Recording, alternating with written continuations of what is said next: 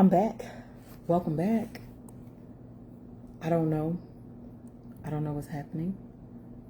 Hopefully this go around we can get done what needs to be done. We are back live. We are here. We are ready. Check in now with your green hearts. I told you I don't go too far. Get you some water, get you something to drink, use the bathroom, whatever y'all do, but come back, okay? And now we're here. We're live.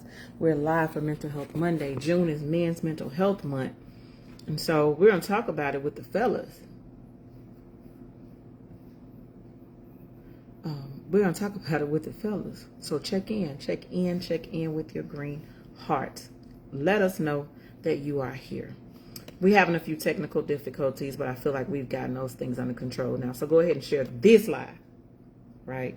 Share this live, not the other one. Share this one. This one should work. This one should be the one.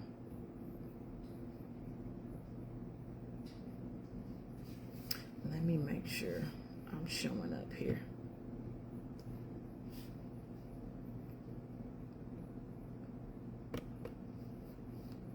If Monday could Monday, today is Monday. My God, today. What is this even about? Drop your green heart if you in this live with me. We're going to discard the other one because that's not the legit live. But this one is the legit live. So I want you to go ahead and check in with your green hearts. That's number one. Share this live, not the other. Matter of fact, I'm going to go ahead and delete the other. Well, I can make it just me. Only me. It's only I will see it. Right. So check into this one. Okay. Check in on this live. We're going to have a conversation. We're going to talk. We're going to converse. I don't want any of the, technicality polices to get me. Hey, sis. Welcome in. Check in to the live. Drop your green heart so that we know you are here. Hey, sugar, how you doing? Check in so that we know you are here. Thank you for the green hearts. Go ahead and share this live. Again, if you are a man, you have men in your family, you have men next to you, go ahead and share this live. Go ahead and turn up the volume so that they too can be a part of this conversation. We appreciate engagement in the comments. If you have questions, definitely drop your questions in. Definitely drop your questions in the comments so that we can get those questions answered for you. But we're going to go. Facebook has me doing things the old way, so I had to make a few changes. I had to go about things a different way. So thank you to those who came on over to this live. Thank you for your patience. Hopefully we've gotten our technical difficulties worked out and we can have this very necessary discussion. June is identified as Men's Health Month. And of course, in this space is Men's Mental Health Month. And we just want to, again, continue to educate, empower, and equip our community with the knowledge, skills, tools, and resources to advocate for your mental health. And so one of the most important spaces and one of the sensitive spaces for me is the man, the black man, okay? Yes, because I gave birth to a black man, but because I also love the black man. And I'm a part of the community, so I see and I understand. And I know that there are challenges and I know there are struggles. And I want to say this, we're not here to safe people. It's what Robert Hogan told us last week. Find safe people that you can share and be vulnerable and be open with. Not just anybody, not everybody, but they have to be safe so that you can be safe, okay? And that's what we want for you. So go ahead, share this live. We want you to begin talking about the things that are hurting you from the inside, but I want you to do that with somebody who is trained and skilled and equipped to support you in that manner, okay? Because doing that in a space that's not healthy for you can cause way more harm than good. So, but check into this live. I'm not the expert tonight because I'm not a man. I'm not the expert, but I do have a young man here. He may be young in age, and he's not that young. I just say he's young. But he is very wise beyond his years. And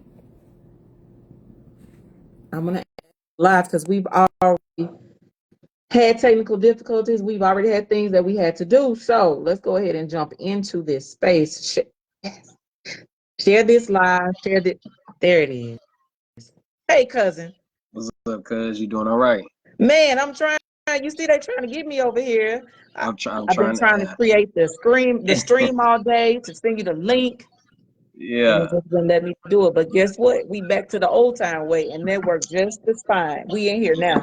yeah. Ain't We nothing wrong are with it. in here now. Ain't nothing wrong with it. That's okay. So good. So welcome to the light room, right? Yeah, Welcome to the yeah. light room. So, because time has already been far well spent, right? So the live is, usually an hour. Our Okay, conversation is not a whole hour, but the live itself is an hour. So I want to go ahead and respect everybody's time, and we're going to jump into it. And so what happens is I open up. Oh my! I open up by telling people how I know the guest, and then I allow the guest to introduce themselves. Hold on, let me get him back on here. Oh, in the past, from experience, when we had these kind of troubles, that means it's going to be some good goings on up in here.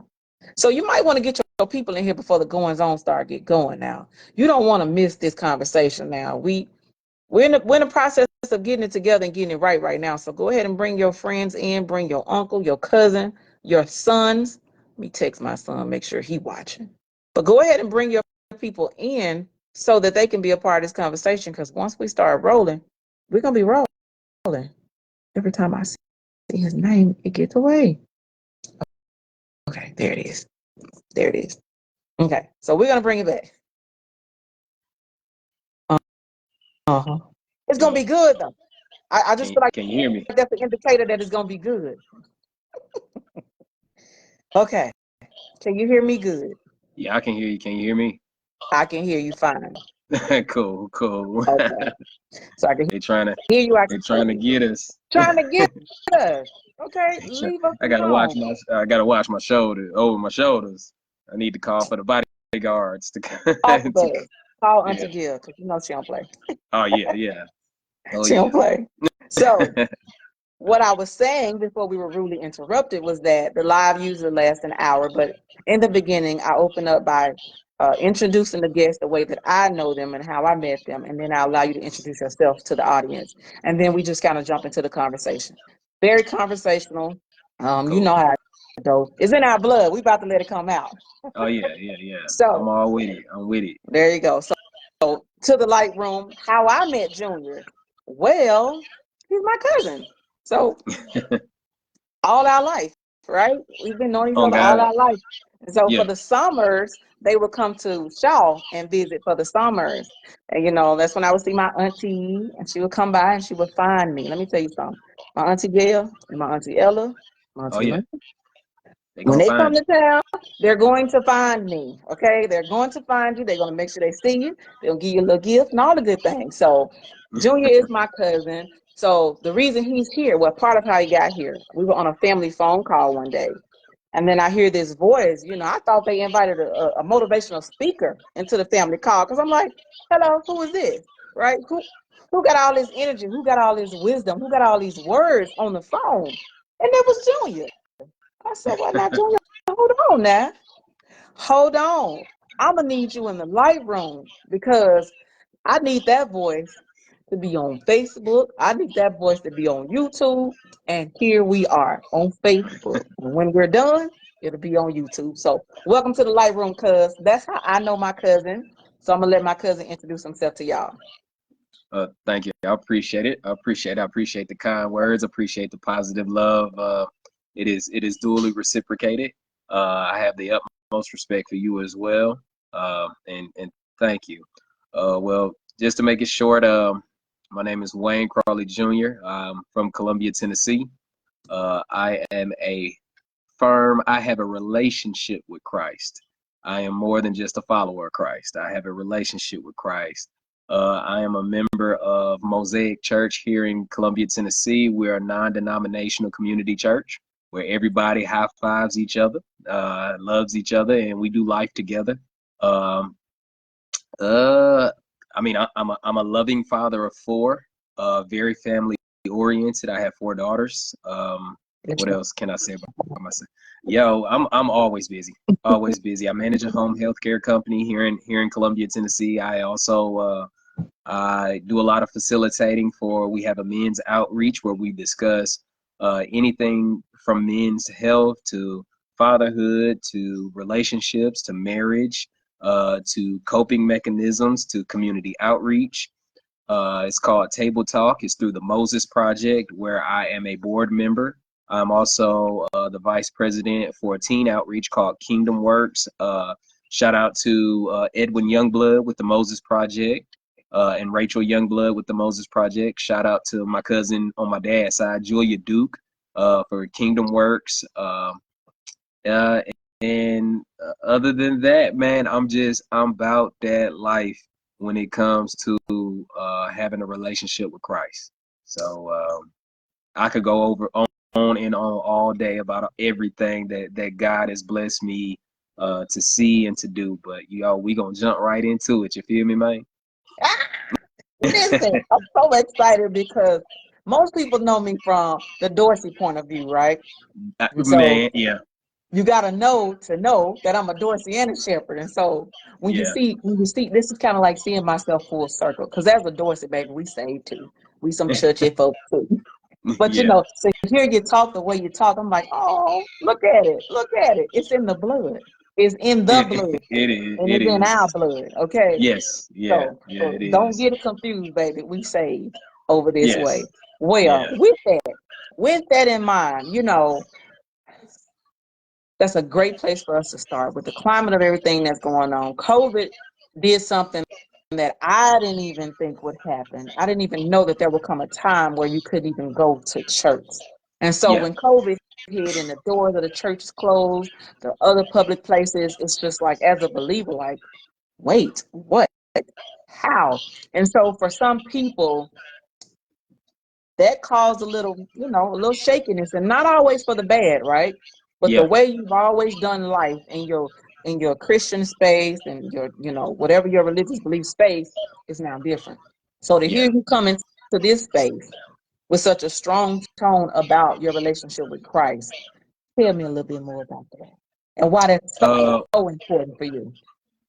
Just pretty much, man. My relationship with Christ. There are some things that have came to light with me. When it comes to religion and when it comes to believing in God. You have Mm. believers, you have followers, and you have those who have a relationship with Christ. Believers know that God exists. They know God exists. They are aware of Him. They don't denounce Him. I mean, if you think about it, Satan was a believer. Satan believes in the Most High. He knows the Most High exists. That's it. Then Satan is a believer. yeah. Then you have followers. Those are people who kind of like, I don't want to say tiptoe around Christianity, but they know the importance of being a Christian. They know the importance of following Christ, and a lot of times they follow him for the benefits. You know what I'm saying? Those the ones of us that we give it over to God when we can't handle it ourselves. Mhm. So we have a tendency to try to solve our own problems. Then when we realize, hey man, I can't do it, let me give it to God. And then Like, when you as you grow and you develop a relationship with God and a relationship with Christ, you bring everything to him. Even the things that you think you can handle, even the things that you are strong yeah. at, you bring it to Christ. What I like to tell my youngins, my kids, is bring your gifts. All of your gifts Mhm. belong to God. They belong to God. God bless you with these gifts to uplift Him. So I've always been pretty good at speaking. I've always had a pretty you know meaningful dialogue, and people can feel my passion and everything, and it was in anything that I did. But I was like, yo, like I wanted to bring all of that to Christ when I fully understand His ability, just His unwavering love, and understanding that Christ could never love you more than He do right now at this present moment. It doesn't matter where you are. It doesn't matter what situation you in.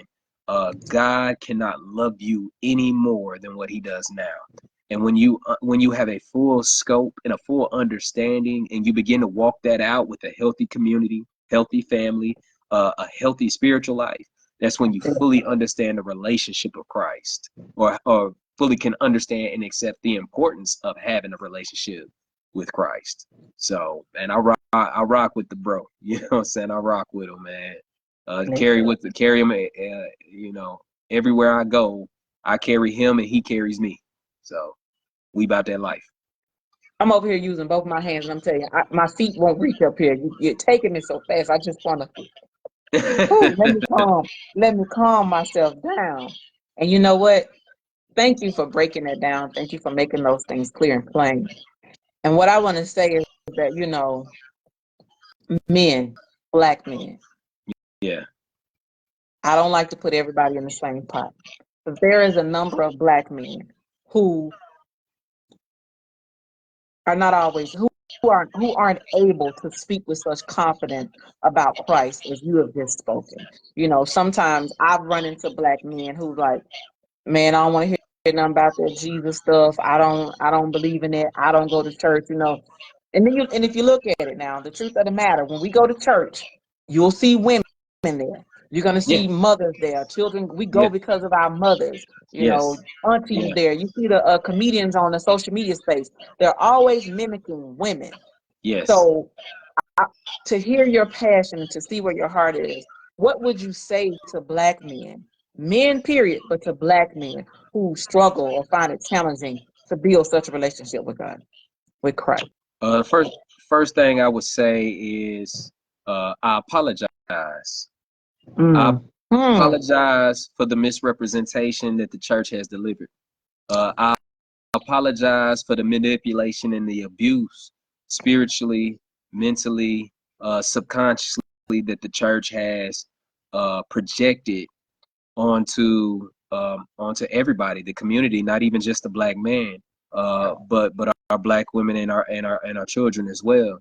So the first thing I would do was apologize. The second thing I would do is I would listen to their story, Yeah. listen to their testimony, listen to why they feel a certain way about the church or religion and different things. And a lot of times it stems to the misrepresentation of Christ, and it also stems to the inaccurate display of what holy and righteous is.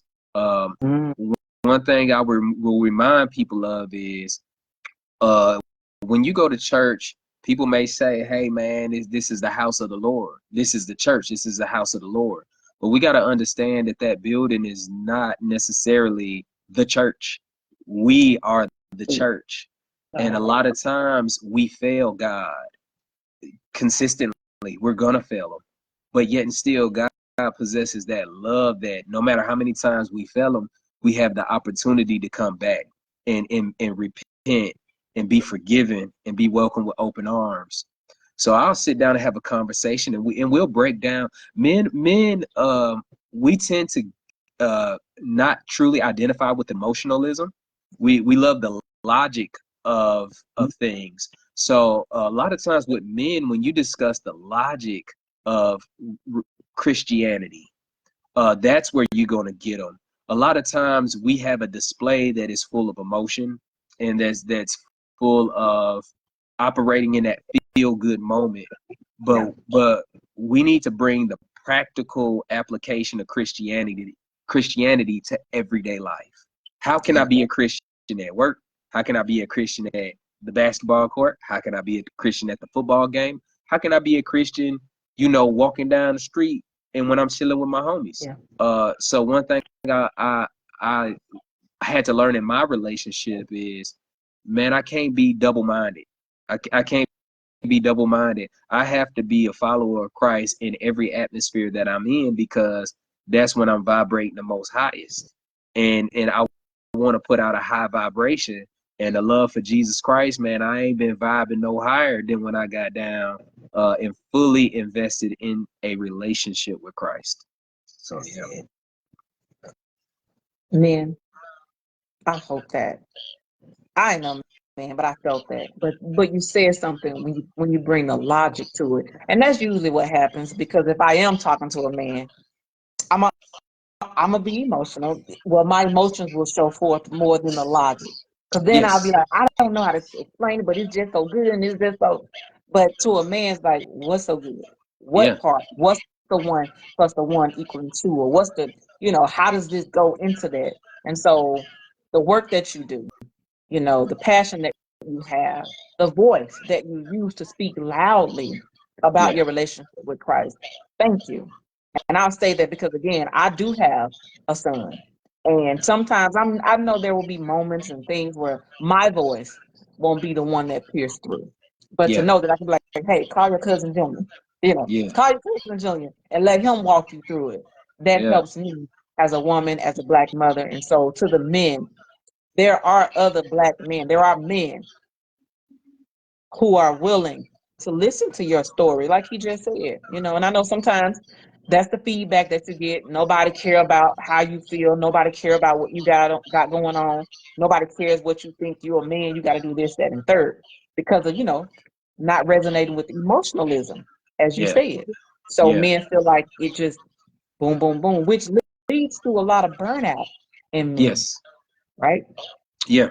Which Yes, it leads to a lot does. of burnout in men. So how can you make that make sense to the men about how, not being able to connect to the emotion and only use how that leads to burnout for men? Well, the first thing you have to understand is the historical dynamic of the black man in their view of strength. Mm-hmm. And you have to we have to break that down. A lot of times in strength, um, we look at strength, we look at resiliency, we look at the ability to endure. But a lot of times those are just minimal aspects of a falsified display of strength. Strength is true strength is displayed in knowing what you can do, but still withholding from doing it. So, Yeah. and also what I've learned about strength is vulnerability. We have to be honest, and we have to get to the point to where we're not afraid to be vulnerable.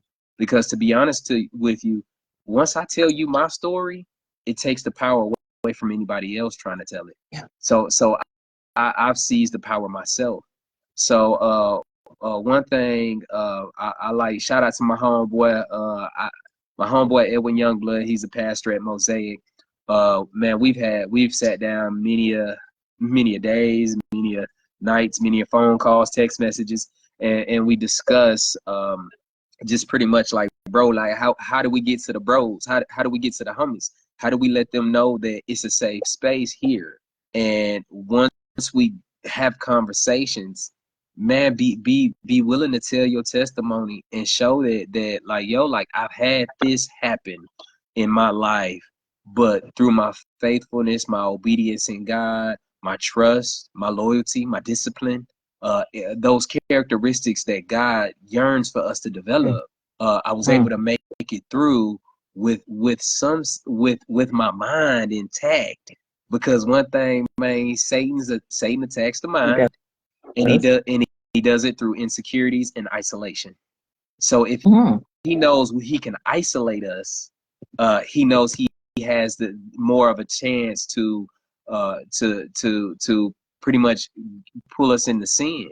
But when you got a dope community and you got a deep community and you got them homies that's gonna come get you, like I ain't gonna let you see. You good? Oh, all right, man. Hey, he said he good. Nah, bro, I finna go get him. Can you go I'm get going to get him? him.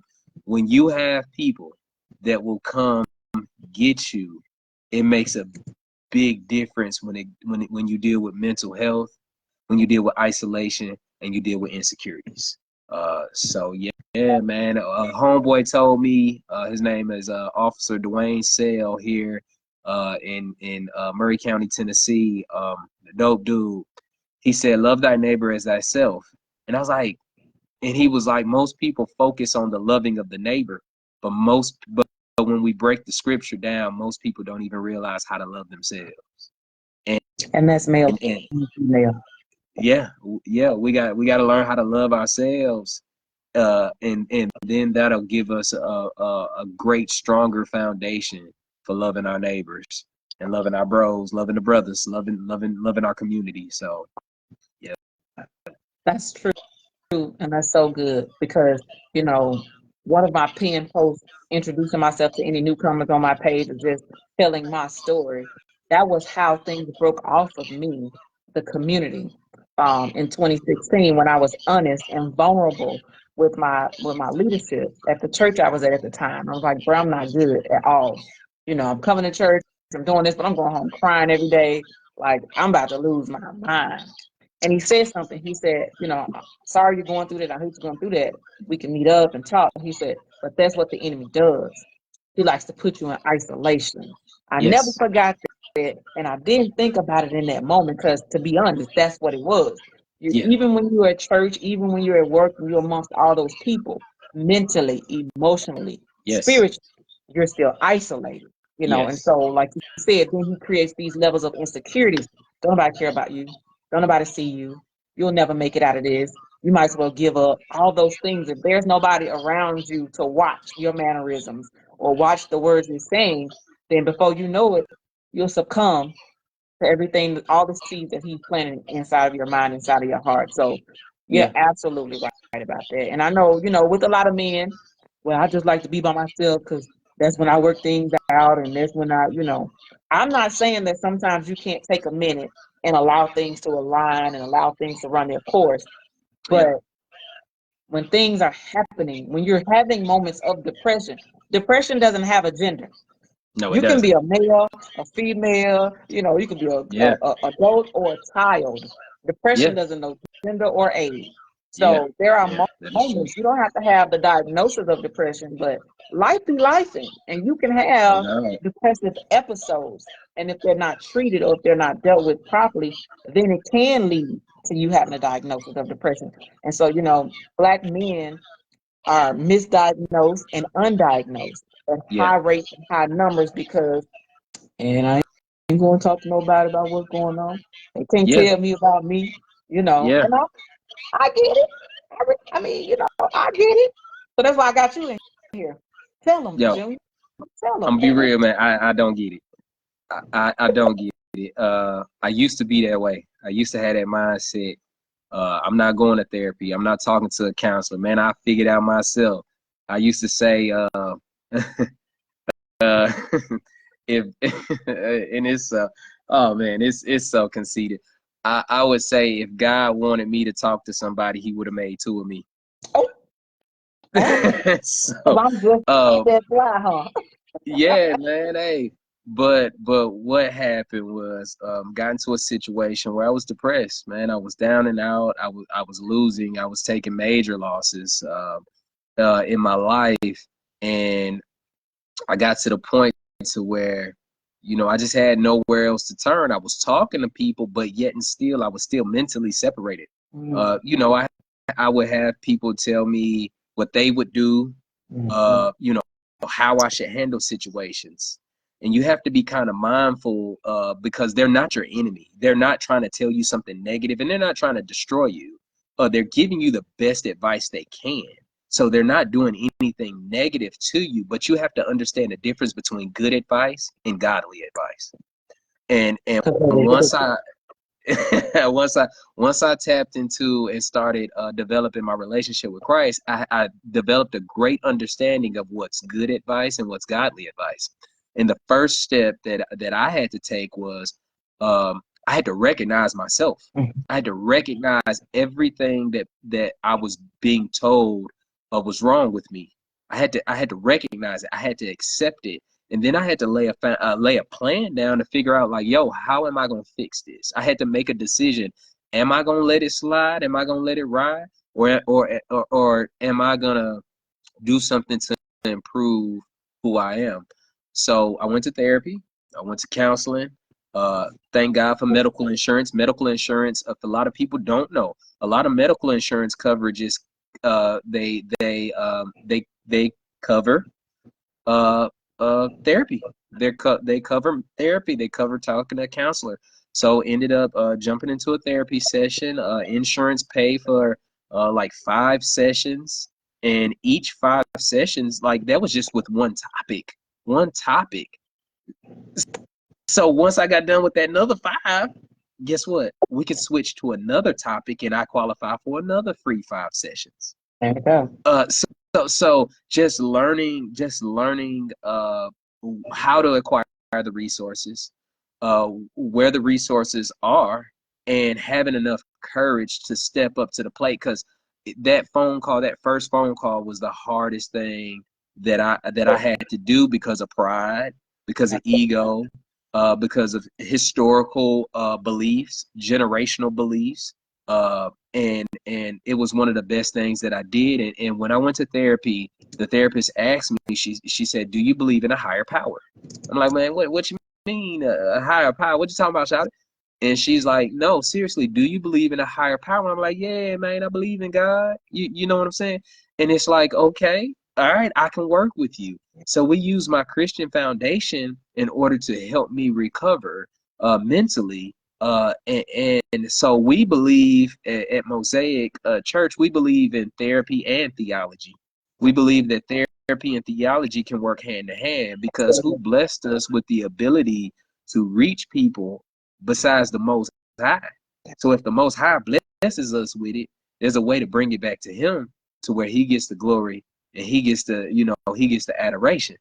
So we are a firm believer in therapy coupled with theology, and just seeing how, man, it's so transformative how He can take you to where you were, to where you are, to where He's going to elevate you to be. So I give it all to the Most High, and I give it all into community. We have to have the conversations, the tough conversations with the Black men, and we have to be non-aggressive with it. The worst thing you could do to somebody who's emotionally vulnerable is minimize their fight by man, you tougher than that. Man, you ain't no man if you feel that way. No, bro, I'm a man, but I got emotions just like anybody else. And to sweep those emotions under the rug is minimizing me as a human being.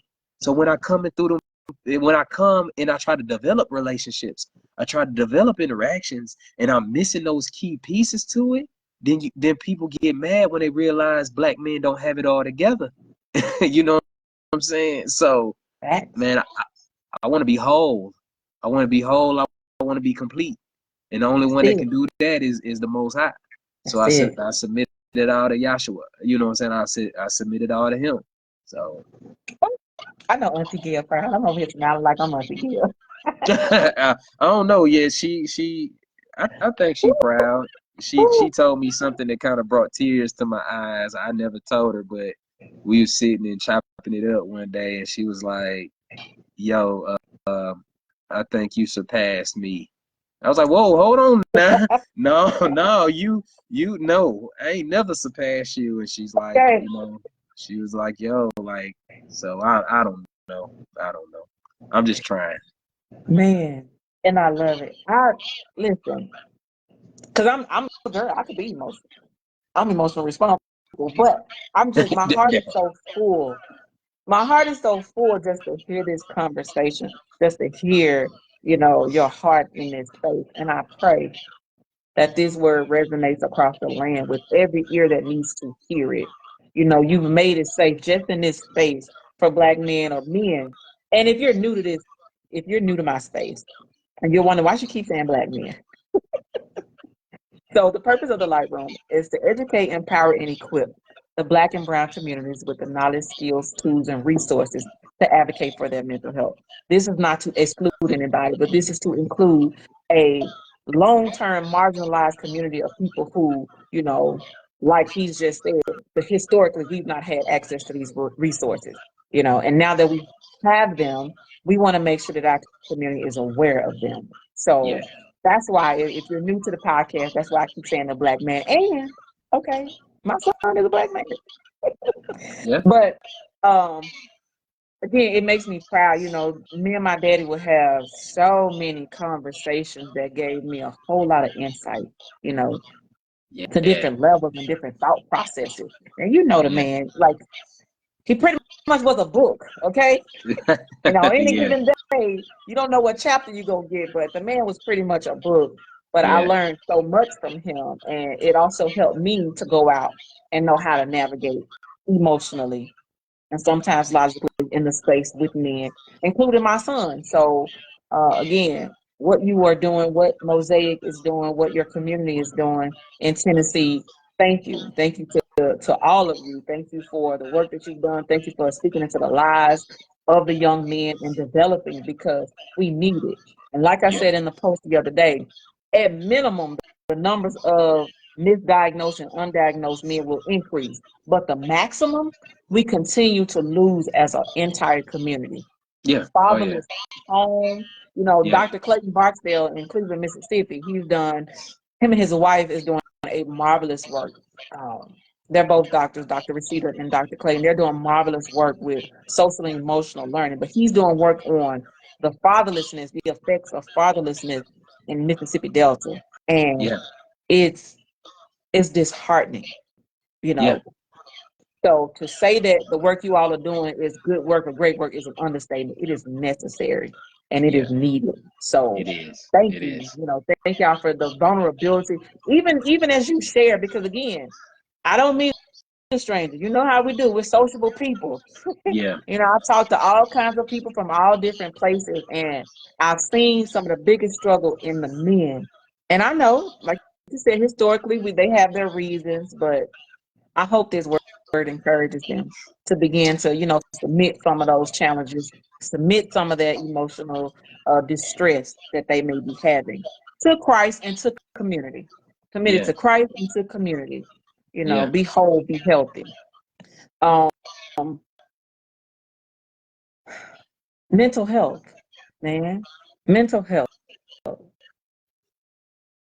What does that, when you hear Black men and mental health, what does that mean for you? And I know you mentioned having the moment of depression because life was lifing and you had those moments, but what does that really say? And what does that really make you feel when you hear mental health in the Black man or the Black community? The first thing I think of is the first word to come in mind is non-existent. Mm-hmm. And that's coming from an area of historical misrepresentation of what mental health is and what maintaining and being supportive of a healthy mental state is. We have this we have this stigma that when you hear mental health, somebody got to be crazy, oh, crazy Uncle Joe, something like that, or and it's like no, like we go through these areas in life where we being tested, but we don't have the tools equipped nor developed well enough in order to make it through ourselves. So God provides us with healthy resources, His community, His word, and everything has to be referenced back to the word. I don't care what it is, man. No matter what it is, it has to be referenced and compared to the word. And then what I love is, and what I love about our community is perspective. We receive so many different perspectives. We've got Black, white, Hispanic, Asians, like our whole community of church, our men's outreach. We've got a whole rainbow coalition going in that jump. We got guys that fresh out the pen, that turn their life around. We got young people that's looking to figure out, hey, how can I better develop my relationship with Christ? Then we got OGs, we got police officers, security guards, we got nurses, we got pastors, it's just such a plethora of experience, knowledge, and perspectives to where it is difficult to leave unfulfilled because we have so many, business owners, it's just so, tech guys, we got so many tech guys, athletes. We got a bunch of athletes. It's just so dope to be able to walk in and then walk out and just truly be touched. And if if one thing I learned about Jesus Christ, and I want to hit on the little COVID situation too, man, Jesus believed in throwing a party. When Jesus came through, the masses came through too. You know, he had an ability to draw everybody, and everybody coming through, and they're gonna find a way to shake the spot.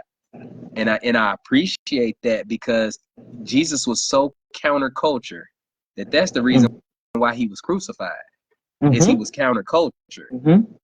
So if anything is going with the grain of culture, I kind of be leery about it, and I really want to check myself, and I really want to check things, because if everybody is in agreement with something, it might be something wrong with it, shout it. So when COVID came through, everybody started leaning more heavier on social media. Everybody started leaning more heavier on isolation, individualistic mindsets.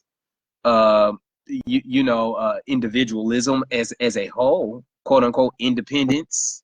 And those things are destructive. Those are destructive perspectives and mindsets to carry through life.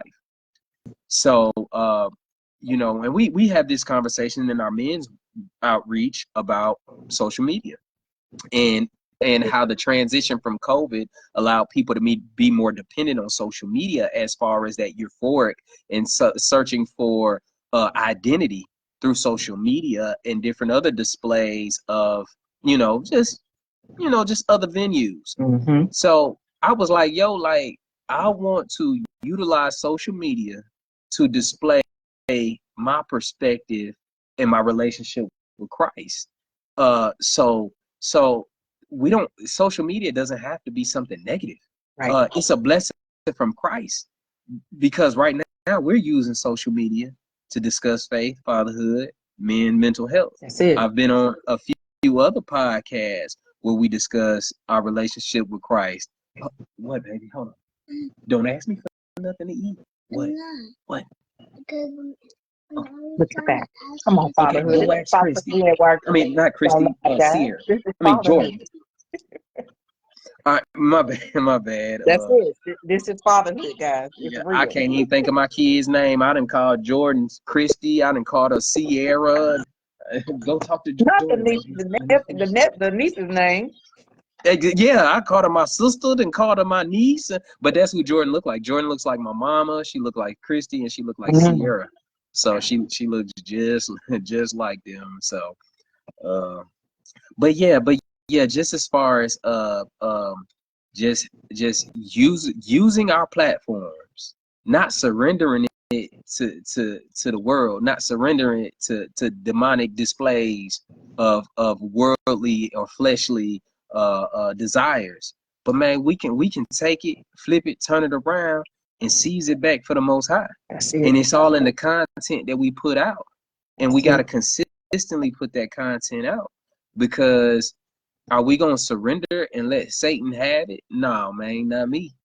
Not it. me. So man, it's a blessing from Christ. It's a blessing from God. Technology is a blessing. You able to connect with so many different people, and you able to share mindsets and share Bible studies and share. So we have people out there who are using social media as a positive outlet, you know what I'm saying, to pass God's love forth. And we have to keep reminding each other of that. Yeah. So you control your algorithm.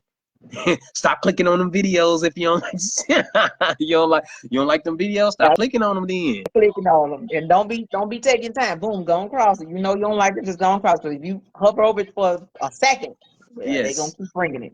Yeah. Man, so true, so good. Perspective. Pastor Ed at CBC out here, he said something the other Sunday. Your childhood experiences, the way you grew up, the things you've gone through have prepared you for the perspective that you have. Because there's going to be somebody in this world that needs to hear it from that perspective. When I tell you that blessed my heart, because for a while, I'm just like, there's no way what I'm experiencing, seeing, and understanding can mean something outside of this, because for what? You couldn't have told me, as a teenager, I would be in this space, that I would even be talking loud enough for people to hear me, less known having a podcast that you can see anywhere. So you're right. It has to be for God, and we can't be cowards. We can't, Yeah. double down and double back and give up our space and give up our power. If we're gonna use the social media space, use it for the good. That Use part. it to glorify God. Use it That to bring part. people together. Like you said, we've used it in the family a couple of times, and Yeah. it's good every time. You know, Yes. it's Yeah. been good every time because it's hard for us to travel around all the time seeing each other. Because Mm-hmm. for various reasons, we all live in different places, but you can get on a Zoom call with your family. You can get on a conference call from the phone. You can just FaceTime and, Facebook Messenger. That's how I see my grandbabies. Yeah. So we have power. And so there are resources. There are Yeah. tools. There is a community. Listen, if you are in Tennessee, tell the people how to find y'all, or some, are there legs like from where y'all are there legs in Memphis, Texas, Chicago, like where else? Or we gotta all fly to Tennessee? What's up? Well, so we're a startup church. So we started a little bit over a year ago. We started last what was it? April 2023. My homeboy sent me a text message, was like, "Hey, bro, starting a church, man. Would love for you to come and worship with us, visit with us." And I'm like, "All right, cool." Uh, I had the utmost respect for this brother. Uh, you know, so yo, I come through, and we was at his house at first. We was at his house, cleared out the living room. Yeah. Was worshiping his house. His wife got a beautiful voice. Shout out to Rachel McFly, Rachel Youngblood, beautiful voice. So we're worshiping at his crib, and he's bringing the word. And a few months later, we were blessed to uh, be able to operate out of a guy lend us his coffee shop on Sundays. He also opened up his coffee shop for our men's outreach on Saturday morning. Shout out to Legacy Coffee Company, Columbia, Tennessee. Love you, brother Joshua. Open up his coffee shop for us to have service there. So we rocking out the coffee shop, and we got too big for the coffee shop. So we got too big for the coffee shop, and we were seeking a bigger location that could accommodate everybody. And my homeboy Edwin came to me. Pastor Youngblood came to me. He was like, "Hey, bro, got an opportunity, and I want to talk to you about it." So it was me, him, and his brother-in-law Eric Morris. Shout out to Eric Morris, Pastor Eric Morris. So we talked and everything, and he told us about the opportunity to link up with another church, a historic Black church in Columbia, Grace United Church. Pastor Kerry Dwayne James out of Nashville, Tennessee. Shout out, what's up, big cuz? Love you, man. So when he came, he said, Pastor Kerry James. I said, bro, that's my people. Like, that's family right there, man. And it was like, okay, so what's the deal? And he was like, yo, like, we gonna do this. They end their service at 10:30 or 10:15. He said we can come in right after they service and use their facilities. So we've been there, man. We've been rocking out every Sunday. We've been having people join. Um, um, One thing I love about Pastor Youngblood is he believes in getting out of the way. Shout out to Uh, Pastor Youngblood. yeah, he believes in getting out the way. What God has put on his heart is, bro, we got so many strong people. Why am I gonna stand up every Sunday and Shout preach? out to Pastor Youngblood, because some of them don't realize that. Some of them don't realize. So I mean, and this is on Sunday. We do open forum conversations. We bring in financial experts to discuss finances in Christianity. We discuss marital relationships from a biblical standpoint. We discuss parenting from a biblical standpoint. We in the Word too. We discuss community outreach. We discuss philanthropy. Just every aspect of life how is it how can we best display it from the mindset of having a relationship with Christ? So a lot of times, like okay, so funny, like they knew we were at church and they knew we were meeting at the coffee shop every Saturday for our men's outreach. This guy had been coming for like 3 or 4 Saturdays in a row. And he kept giving me gift cards. And I'm like every time he handed me gift cards and just handed me gift cards. So somebody stopped and was like, hey, like, what do y'all got going on here? So we was talking and they were like, yeah, Wayne's the pastor. Wayne's the pastor. I was like, I'm not the pastor. Dude was like, you're not the pastor? I said, no, bruh. He the pastor right there.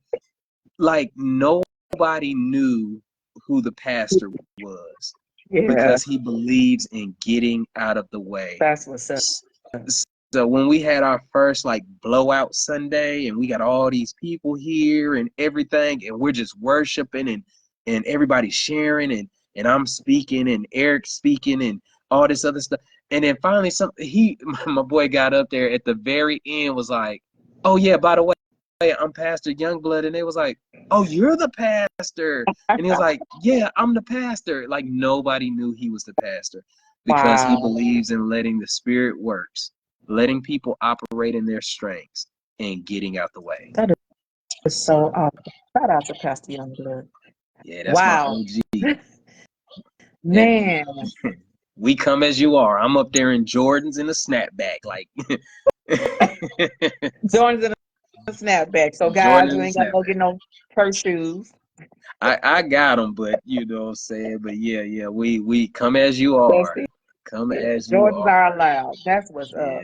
I love it. You know, we can go on and forever about the way things were and how they could be or should be. But I'm just going to say shout out to the work that you all are doing and to those whose hearts and minds are open to the fellowship, to the community, to the transition, because we need it. You're going to need it. You know, people live how they want to live, but there are going to be moments, even the highest person have low moments. Oh yeah. The richest person have low moments. So yeah. when you have those low moments, community is vital. Proper community, healthy community, co-community is vital. So thank you all for having that available. So if y'all in Memphis, go on drive down to Tennessee. Yeah. Paul speaks about it. One thing we got to understand is there's a difference between happiness and holiness. See, what you mean? I believe in chasing holiness, not happiness, because happiness can play a trick on me. Happiness can have me chasing something that's only good for a moment. But if if I honestly pursue, true worship is laying down one's will, laying down my fleshly will, and picking up the Most High's. That's what worship is, and that's what God calls us to do, is to worship. He wants us to worship Him by laying our fleshly desires and wills down and picking up His. And as you strengthen your relationship with God, your heart will mimic His heart. And then God says, I will give you the desires of your heart. So you got to be mindful when you chasing happiness, because happiness will play a trick on you. It have you operating in the moment. You'll make you'll suffer long-term decisions, long-term consequences. You'll suffer long-term consequences from a momentary decision. So I pursue holiness. Even when it may not be comfortable for me, I know it's for my betterment, because if I'm chasing doing what God, and I'm being obedient to God, I'm being disciplined in God's word, then he gonna put me where He needs me to be and where He wants me to be, and it's gonna supersede anything I ever could imagine for myself. So every time. So I lay down, I submit my happiness for His holiness. That's it. Woo! Ooh, could have been Sunday, y'all. We could have been. So, Cash App is there. Go ahead and drop your offering in the Cash App, Zelle, PayPal. Take them all. Yeah, we got chocolate bars to sell for basketball. So, chocolate. Don't get We need y'all finances. No. What I would ask you to, as a closing part of this conversation, because I don't want to neglect fatherhood. We're in June. Father's Day is in June. Yeah, shout Men's out to the Mental Health Month. fathers. Absolutely.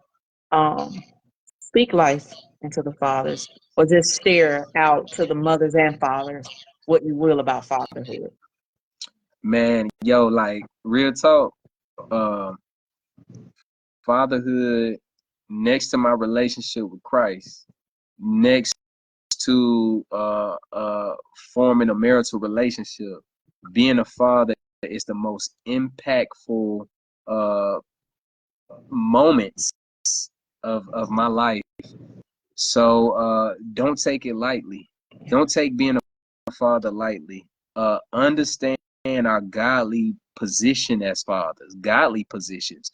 We are to display to our children how powerful, how impactful the ultimate father is. So we have to lead our children, lead our wives, lead our family as we're being led by Christ. So you want to have, and not saying that as soon as you have a kid you're gonna have it all together, but God doesn't want perfection. He wants progression. He wants progression. So progress, man. Figure out what spiritual masculinity is. Figure out what spiritual fatherhood looks like. Understand that protecting and providing ain't necessarily being ready to pull a gun on somebody or throw hands on somebody or just having a paycheck. Understand that we have to protect our children's heart. Do not provoke your children to wrath. That's gonna push your kids away from you. Be patient with your kids. Be patient. Be patient, be understanding, be able to have open conversation, open dialogue with them, but also understand that you can acknowledge where they are, but also speak to them for who they're going to be. Encourage them to find their identity in Christ, because that's the only true identifier. Is finding your identity in Christ, because there are no deficiencies in the body of Christ. That's it. So just fully understanding what it means to protect, what it means to provide, protect your children's heart, as well as protect them physically. Provide those safe spaces of communication where your children can express to you how they're feeling, and also guide, prepare. We got to prepare them for the future. Prepare them for negative encounters that they're gonna have. Also prepare them for success. We got to be prepared for success as well, because a lot of times we teach people how to handle bad times, but we don't teach them how to handle the prosperous times. Correct. You know what I'm saying? So just understand the importance of being a father. And I submit and I drop this on any bro that may have children outside of a marriage. Bro, it is so important how you treat that woman that you have children with, because I promise you this, mama never loses. It don't matter how good of a father you are, you mama get the G pass. That's it. Mama gets the G pass. That's it. So make sure you being respectful to that woman. Make sure you're displaying as much love as physically possible, and exercise forgiveness. And what I mean by exercise forgiveness is be mature enough to forgive yourself, because that's where it starts. Starts forgiving yourself. We carry so much burdens of the things that we did that nobody else could possibly forgive us, so we don't forgive ourselves. But yo, man, we serve a God of a re-up. We serve the God of the re-up. He can repurpose, he can redistribute, he can rearrange, he can revive. Man, God can replenish, he can redistribute. Man, dude, God is just so amazing, bro. It ain't no L's in his heart. It ain't no L's in a relationship with God. So I rep it to the fullest. So to those of you who only know me as a Dorsey, y'all gotta see, because I got a nickname. Some people call me Church Girl. They tease me about it, but listen, it's just who I am. That part. It's in my blood both ways. So it's just who I am. But I'm telling you, I'm absolutely proud.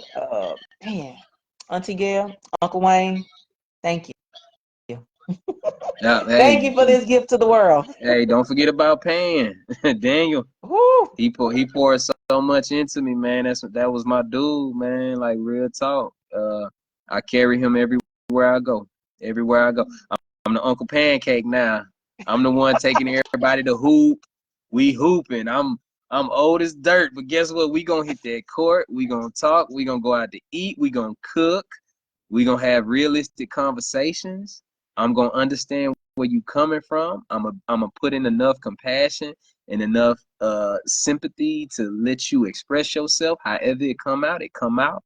But I'm gonna address. We're gonna acknowledge where you are, but we're gonna speak into who you're going to be. That's it. So I shout out to your dad, man. I love that man with all my heart. Real talk. Something else, I tell you. If I you know know. him, then you know him. Yeah. Me and Morgan had a little moment. We had a little moment when he came to visit me, man. That's my dude. That's my guy. So Yeah. Well, woo, cousin. I'm just. I mean, I told you. I told the people when I had these technical difficulties, that mean it's gonna be good. And I'm telling you, I'm telling you, I don't even know if I could have prepared for all that you've given. Like, like I said, the family call was just a snippet. I'm like, wait a minute, now who is that talking? Because it sounds like your voice, but wait a minute now, who is this talking? So, man, thank you for being available to be here today. Thank you for, working with me through these technical difficulties and then still showing up and delivering. Thank you for being who you are. Thank you for the work you're putting in as a father, as a mentor, all the labels that you wear. We appreciate you.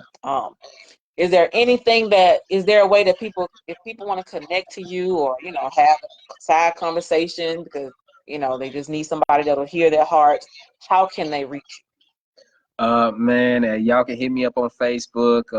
My Facebook, it's under Wayne Crowley Jr. Crowley. Wayne Wayne. Wayne Crowley Jr. Also, you can search Facebook for Moses Project.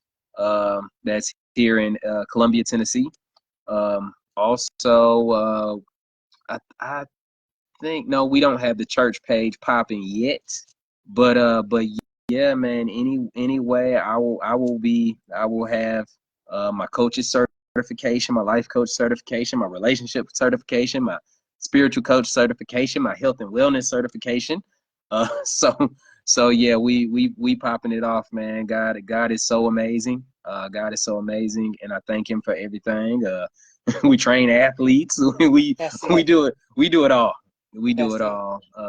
So yeah, like I said, man, if anybody's in the Columbia, Tennessee area, or anytime maybe visiting the Columbia, Tennessee area on a weekend, holler at us at Mosaic Church. We're at 8th Street in Columbia, which is known as Holy Ghost Hill. So we got so many historic Black churches on East 8th Street. We're operating out of Grace United's building right now.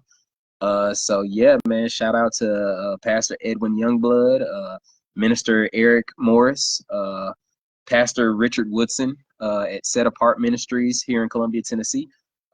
Shout out to Friendship Missionary Baptist Church, Reverend Alvin Anderson.